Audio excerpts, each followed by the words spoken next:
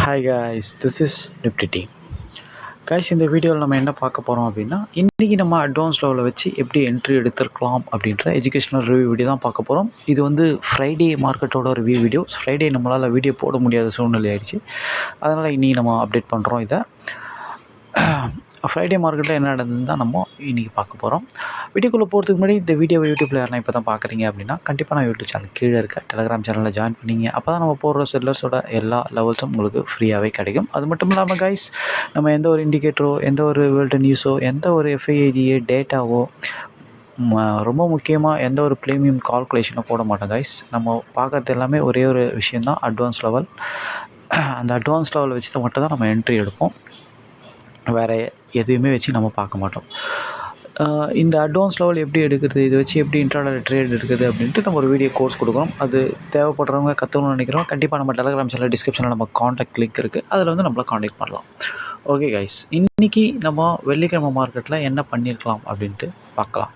Guys, market வெள்ளிக்கிழமை அன்றைக்கி market open ஆனது எங்கே ஓப்பன் ஆச்சு அப்படின்னு கேட்டிங்கன்னா, ஒரு 520 பக்கமாக ஓப்பன் ஆச்சு.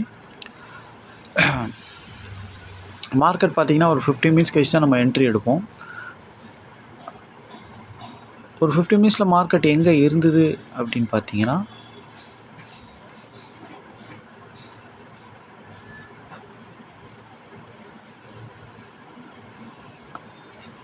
ஆக்சுவலாக வந்து 15 மினிட்ஸில் பார்த்தீங்கன்னா 495 பக்கமாக இருந்தது. ஆக்சுவலாக வந்து பார்த்திங்கன்னா ஓப்பனுக்கு மேலே, ப்ரீவியஸ் க்ளோஸ்க்கு மேலே, எஸ்டர்டே ஐக்கு மேலே தான் இருந்தது மார்க்கெட்டு. ஓகேங்களா, இருந்தது. நம்ம வெயிட் பண்ணோம், எடுக்கலாமான்னு பார்த்தோம். ஆக்சுவலாக 450 காலை எடுக்கலாமான்னு பார்த்தோம். ஆனால் அந்த டைமில் அவன் அட்வான்ஸ் லெவலில் மீட் ஆகலை. அதனால் நம்ம வெயிட் பண்ணோம். மார்க்கெட் அதுக்கப்புறம் என்ன ஆச்சுன்னு கேட்டிங்கன்னா, எஸ்டர்டே ஐயை கீழே உடச்சிருச்சு. ஓகேங்களா, எஸ்டர்டே ஐயை கீழே உடச்சதுனால நம்ம போய் புட்டை பார்த்தோம். அப்போ மார்க்கெட் இருந்த இடம் எது அப்படின்னு பார்த்திங்கன்னா 23,400. ஆக்சுவலாக 23,420 30 பக்கமாக இருந்தது. நம்ம 23,400ன்றது தான் இந்த மணி. அதனால் அவனை போய் பார்த்தோம்.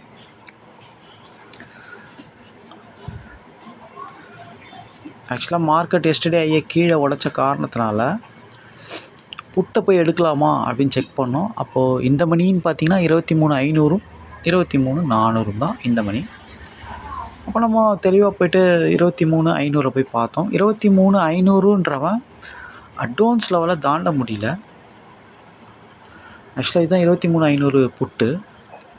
ஆக்சுவலாக நீங்கள் பார்த்தீங்கன்னா தெரியும், 224ன்றது ஒரு அட்வான்ஸ் லெவல், 180ன்றது ஒரு அட்வான்ஸ் லெவல். இவன் அட்வான்ஸ் லெவலை தாண்ட முடியாமல் கீழே உடைக்கிறான் இங்கே.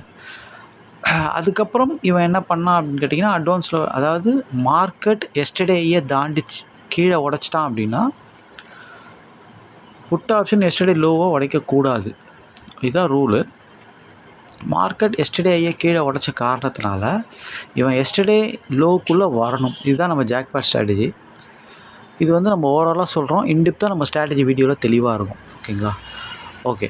அப்போது இவன் அட்வான்ஸ் லெவலில் 180 தாண்டி எஸ்டர்டே லோவில் வந்துட்டு இருந்தால் கண்டிப்பாக மார்க்கெட் ஒன் சைடாக கீழே தான் போயிருக்கும். ஆனால் இவன் வந்து ஓப்பனுக்கு கீழே இருந்தவன், எஸ்டர்டே லோவுக்கு கீழே இருந்தவன், ப்ரீவியஸ் க்ளோஸ்க்கு கீழே இருந்தவன். நம்ம ஏற்கனவே சொல்லியிருக்கோம், ஓப்பனுக்கு கீழே இருக்கிறவன் நீங்கள் எடுத்திங்கன்னா கண்டிப்பாக அவன் ஓப்பன் வரைக்கும் இல்லை அவனோட எஸ்டர்டே லோ வரைக்கும் தான் போவான். அதிகப்படியான என்ட்ரி அப்படி தான் நடக்கும். அதை தொட்டுட்டு அவன் தாண்டி போயிட்டானா மார்க்கெட்டும் அதே மாதிரி ஒன் சைடாக போவோம் டவுனில். அவன் அந்த மாதிரி போக முடியல அப்படின்னா கண்டிப்பாக திருப்பியும் கால் தான் பர்ஃபார்ம் பண்ணுவான். ஓகேங்களா, இது எல்லாருக்குமே தெரியும்.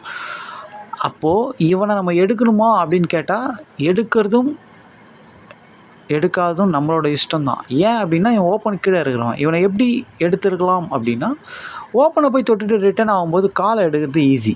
ஏன்னா இவன் ஓப்பன் வரைக்கும் தான் போவான், ப்ரீவியஸ் க்ளோஸ் வரைக்கும் தான் போவான், எஸ்டர்டே லோ வரைக்கும் தான் போவான்றது நம்மளுக்கு தெரியும்.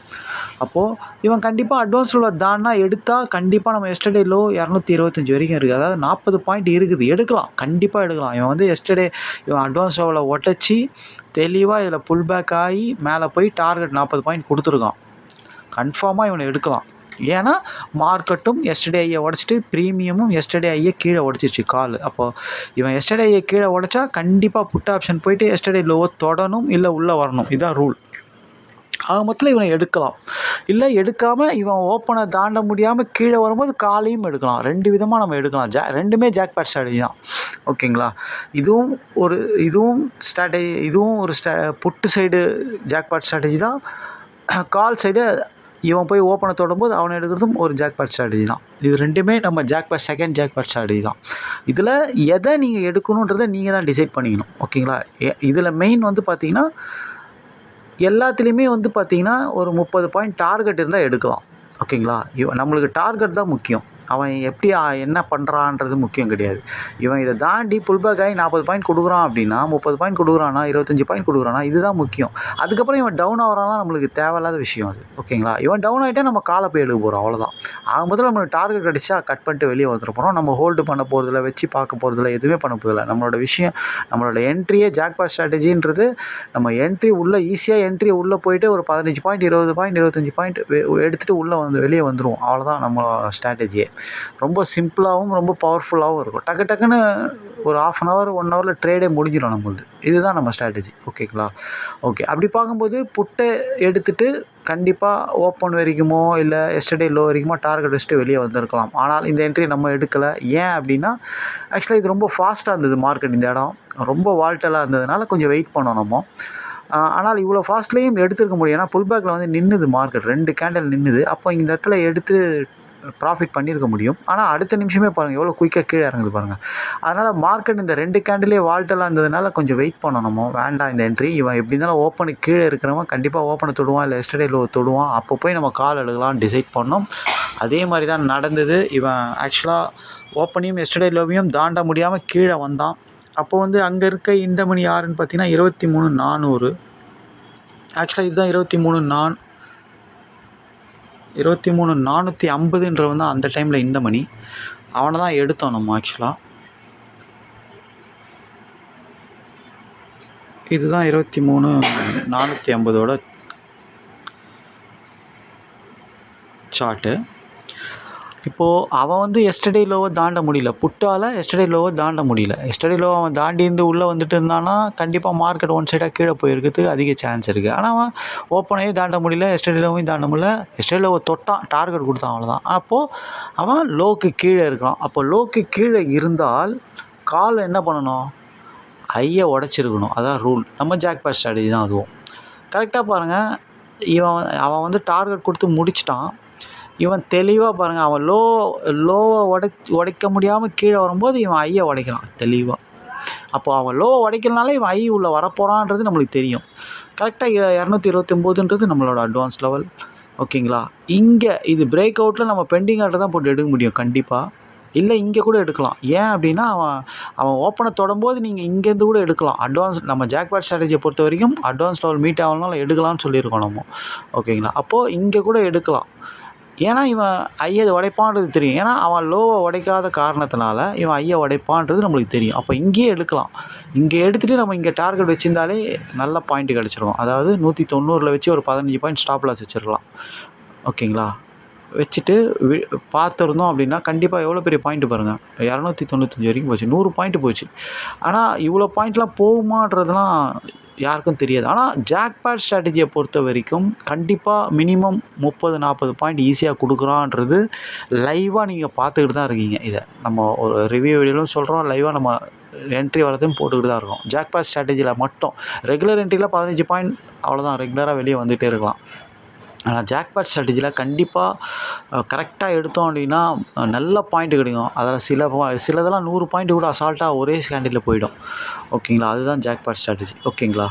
ஓகே. அப்படி பார்க்கும்போது இவனை இங்கே எடுத்திருந்தால் கண்டிப்பாக 30 பாயிண்ட் நம்மளுக்கு ஈஸியாக கிடச்சிருக்கும் சாலிடாக. சப்போஸ் இந்த பிரேக் அவுட் எடுக்க முடியாதவங்க இந்த புல் பேக்லேயாச்சும் எடுத்துருக்கலாம். ஏன் அப்படின்னா புட்டு கண்டிப்பாக வீக் ஆகிட்டான்னு தெரிஞ்சிருச்சு. ஏன்னா அவன் எஸ்டர்டே லோ தாண்ட முடியாமல் ஆல்ரெடி லோ வரைக்கும் போய் தொட்டு டார்கெட் கொடுத்துட்டு கீழே எஸ்டர்டே லோ கீழே ப்ரீவியஸ் க்ளோஸ் கீழே ஓப்பனுக்கு கீழே வந்துட்டான். அப்போ இவன் ஐயை உடச்சி இவனும் அட்வான்ஸ் லெவலில் புல் பேக் ஆகிறான். அப்போது இவன் ஒரு நல்ல ரேலி ஆக போகிறான் அப்படின்றது. இவனோட எதிரி ரொம்ப வீக்காக இருக்கிறதுனால இவன் கண்டிப்பாக ரேலி ஆகிறதுக்கு இவன் தான் சான்ஸ் அப்படின்னு தெரிஞ்சுது. இன்னொன்று இவன் அட்வான்ஸ் லெவலுக்கு மேலே ஓப்பனுக்கு மேலே எஸ்டர்டேக்கு மேலே இருக்கிறான். இவன் தான் பலம். ஓகேங்களா? அவன் பலவீனம் ஆகிட்டான்றது நல்லாவே தெரியுது நம்மளுக்கு. அப்போது இவனை புல் பேக்கில் கண்டிப்பாக எடுத்துகிட்டு விட்டு பார்த்துருக்கலாம். ஒரு 5 லாட் அடிக்கிறேன்னா ஒரு 4 லாட்டை ஒரு 30 பாயிண்ட்டை கட் பண்ணிவிட்டு ஒரு லாட்டை வச்சு பார்த்துருந்தா எவ்வளோ பெரிய பாயிண்ட்டு பாருங்கள். 229, 580 கிட்டத்தட்ட சான்ஸே இல்லை. ஒரு 300 பாயிண்ட்டு ஒரே. ஆனால் இவ்வளோ தூரம் போகுமான்னு தெரியாது. ஆனால் நம்ம ஒரு லாட்டை வச்சு பார்க்கலாம் ட்ரைனிங் ஸ்டாப் லாஸ் போட்டு. அப்படி தான் நம்ம வந்து பாயிண்ட்டு பிடிக்கணும் ரூலாக. அதாவது ஒரு டிசிப்ளினாக கரெக்டாக மெயின்டைன் பண்ணணும். ஓகேங்களா? ஆனால் 30 ஜாக்பாட் ஸ்ட்ராட்டஜியை பொறுத்த வரைக்கும் மினிமம் 30 பாயிண்ட் சாலிடாக தரான். 25 பாயிண்ட்ஸ் கண்டிப்பாக தரான். ஓகேங்களா? அதை மெயின்டைன் பண்ணாலே போதுமானது. ஓகேங்களா? ஒரு லாட்டை மட்டும் நடக்காத ஒரு எப்படி நடக்குமா நடக்காதான்னு தெரியாத ஒரு விஷயத்த ஒரு லாட் வச்சு பார்க்கலாம். அவ்வளோதான். அது நடந்ததுன்னா நம்மளுக்கு லாபம், நடக்கலைனாலும் நம்மளுக்கு நஷ்டம் கிடையாது. ஓகேங்களா? இதுதான் மணி மேனேஜ்மெண்ட்டுன்னு சொல்லுவாங்க, டிசிப்ளின் ட்ரேடுன்னு சொல்லுவாங்க. இதில் கரெக்டான மணி மேனேஜ்மெண்ட்டும் கரெக்டான டிசிப்ளின் ட்ரேடும் இருந்தால் கண்டிப்பாக ஜாக்பாட் ஸ்ட்ராட்டஜியை வச்சு மட்டுமே 100% வின் பண்ணலாம். ஓகேங்களா? ஓகே, இது வெள்ளிக்கிழமையோட ரிவ்யூ. இப்படி தான் நம்ம என்ட்ரி எடுத்துருக்கணும். புட்டு சைடும் நம்ம எடுத்துருக்கலாம். கண்டிப்பாக 30 பாயிண்ட் கொடுத்தான். அதுக்கப்புறம் புட்டு வீக் ஆகிட்டான்றது தெளிவாக எல்லாருமே பார்த்தீங்க. டார்கெட் 40 பாயிண்ட் கொடுத்துட்டு எஸ்டர்டே லோ ஓப்பனுக்கு கீழே ப்ரீவியஸ் கீழே வந்துட்டான் அவன். அப்போது கண்டிப்பாக கால் எஸ்டர்டேயை தாண்ட போகிறான்னு தெரிஞ்சு அட்வான்ஸோட தாண்டும் போது என்ட்ரி ஈஸியாக எடுத்து ப்ராஃபிட் பண்ணியிருக்க முடியும். ஓகேங்களா? 2 சைடும் ப்ராஃபிட் பண்ணியிருக்க முடியும். ஆனால் புட்டோட காலை தான் நம்ம எடுக்க இது பண்ணோம். ஏன்னா மார்க்கெட் கொஞ்சம் வால்டலாக இருந்தது. அதனால் நல்லா வால்டலாக மார்க்கெட்டு ஒரு கேண்டில் 2 கல் சருன்னு ஒரு 30 பாயிண்ட் 40 பாயிண்ட்லாம் ஒரே கேண்டில் போகிறான்னா ரொம்ப கேர்ஃபுல்லாக டீல் பண்ணணும். அது அவன் நின்று ஒரு இடத்துல மார்க்கெட் நின்று செட்டில் ஆகி அதுக்கப்புறம் போகும்போது தான் பண்ணணும். அவசரப்பட்டு உள்ளே போகக்கூடாது. ஓகேங்களா? அந்த காரணத்தினால தான் நம்ம காலை சூஸ் பண்ணி எடுத்தோம். ஏன்னா எப்படி இருந்தாலும் அதுவும் நம்மளுக்கு தெரியும். இவன் என்ன தான் மார்க்கெட் வால்டல் ஆகி ஒரே கேண்டில் இவ்வளோ தூரம் போனாலும் ஓப்பனை தாண்டினா தான் இவன் வந்து ஃபுல் பலம் ஆகிறான் 100%. ஓகேங்களா? அப்போ ஓப்பனை தாண்ட முடியல, எஸ்டர்டேல தான் தொட்டு கீழே வரான் அப்படின்னும் போது கால் தான் பர்ஃபார்ம் பண்ண சான்ஸ்ன்னு சொல்லிவிட்டு அவனை தான் பொறுமையாக எடுத்தோம் நம்ம. அது நல்லாவே பர்ஃபார்ம் பண்ணிச்சு. ஓகேங்களா? ஓகே கைஸ், வெள்ளிக்கிழமை மார்க்கெட் என்ட்ரி இப்படி தான் எடுத்துருக்கணும். திருப்பியும் சொல்கிறது என்னென்னா, இந்த ஸ்ட்ராட்டஜியை வந்து நீங்கள் ப்ராக்டிஸ் பண்ணிவிட்டு டிசிப்ளினாக தெளிவான மணி மேனேஜ்மெண்ட் பண்ணிங்கன்னா சூப்பராக பண்ண முடியும். ப்ராக்டிஸ் இதில் ரொம்ப ரொம்ப முக்கியன்றதை இந்த இடத்துல சொல்லிக்கிறோம். இந்த கோர்ஸ் வாங்கணும்னு நினைக்கிறோம், கற்றுக்கணும்னு நினைக்கிறோம், நம்ம டெலகிராம் சேனல் டிஸ்கிரிப்ஷனில் நம்ம காண்டாக்ட் லிங்க் அதில் வந்து நம்மளை காண்டாக்ட் பண்ணலாம். Thank you guys.